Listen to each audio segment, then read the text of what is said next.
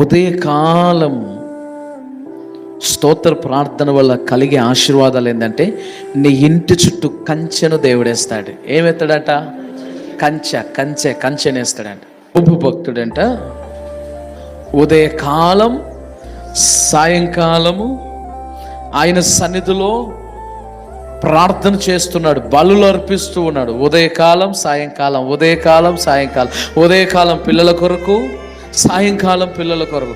దేవుని సన్నిధి నుండి తప్పిపోయారేమో అని, దేవుని సన్నిధి నుండి తొలగిపోయారేమోనని, దేవుని సన్నిధిలో పాపము చేసి ఉన్నారేమోనని ఉదయకాలం సాయంకాలం, ఉదయకాలం సాయంకాలం అర్పించడం వలన, బలులు అర్పించడం ద్వారా, ఆ బలి అర్పించడం ద్వారా అంట యోబు చుట్టూ దేవుడు ఏం చేశాడంట? కంచెను వేశాడంట. చూడండి, బలి అర్పించడం ద్వారా అంట యోబు చుట్టూ దేవుడు ఏం చేశాడంట? కంచెను వేశాడంట. చూడండి, యోబు గ్రంథం 10వ వాక్యం. నీవు అతనికిని అతని ఇంటి వారికిని అతనికి కలిగిన సమస్తమునకు చుట్టూ కంచె వేసి, నీవు అతని చేతి పనిని దీవించుచుండుట చేత అతని ఆస్తి దేశంలో బహు విస్తారముగా చేయబడింది.